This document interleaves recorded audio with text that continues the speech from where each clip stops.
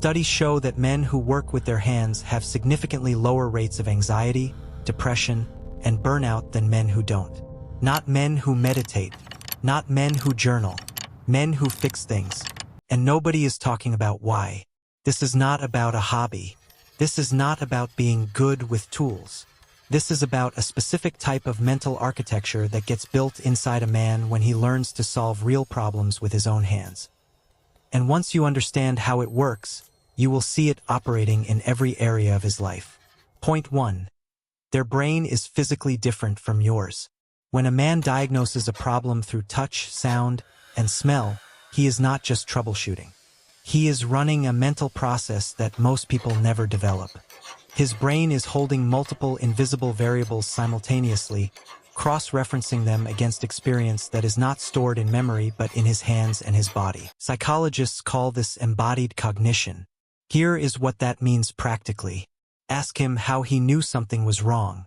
He will say, "It just felt off." That is not a guess. That is a sophisticated diagnostic system that no classroom ever taught him. It was built through failure, physical consequence, and repetition. Most men are trained to think. These men are trained to know.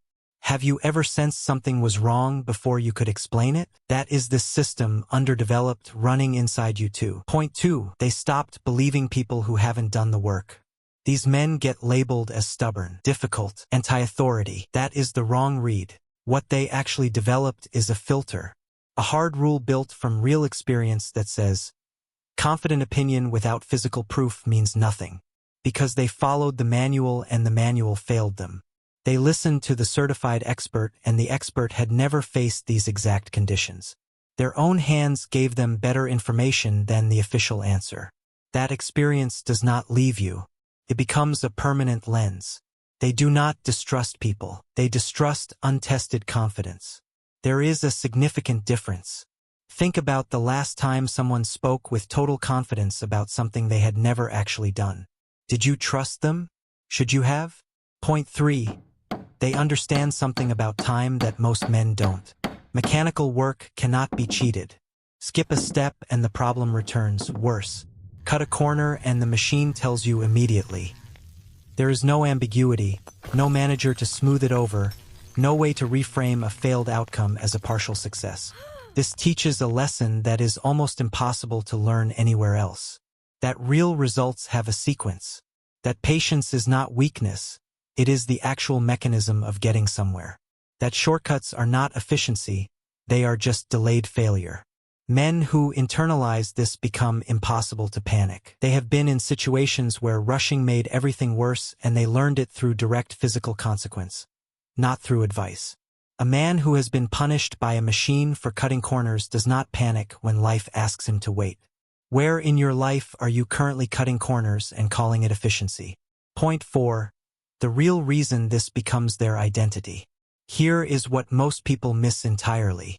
These men did not build this alone. Behind almost every one of them is a specific moment. An older man, a garage or a workshop, almost no words, just a tool handed over and a step back taken.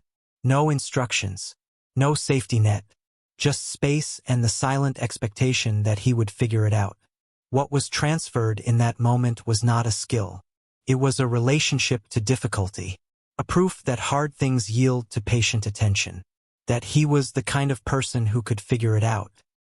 When identity gets built through a relationship, it becomes unshakable in a way that self-taught confidence never is. The machine was the test. The other man was the witness. And being seen solving something hard does something to a man that being told he is capable never will. The wrench was the tool. Being witnessed was the actual event. Was there someone in your life who handed you difficulty instead of protecting you from it? What did that build in you? Point 5. This is how they manage pressure that breaks other men. When these men are overwhelmed, they do not talk about it. They find something broken and they fix it. From the outside, this looks like avoidance. It is the opposite. Here is what is actually happening.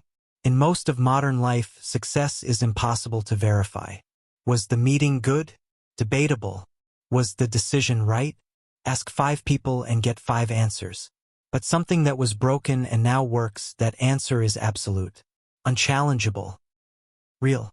For a man drowning in ambiguity, that clarity does not just feel good. It restores something fundamental. It rebuilds, in miniature, the direct experience of competence and control that the rest of the week took from him. He is not escaping the problem. He is rebuilding the man who can face it. Research confirms that over 75% of young men struggling mentally are not seeking help and do not believe they need it. They were given a digital world built to capture their attention, not to develop them. What they are starving for is not a conversation. It is the experience of effort with honest feedback and a result that belongs entirely to them. The mental health crisis in young men is not just psychological. It is a crisis of missing feedback. When you are overwhelmed, what do you reach for? Does it actually restore you or just numb you? Here is the real question this raises. Not whether you know how to fix an engine, not whether you own tools, whether you have built any space in your life where the feedback is real, where effort has a direct and honest consequence, where the result belongs entirely to you.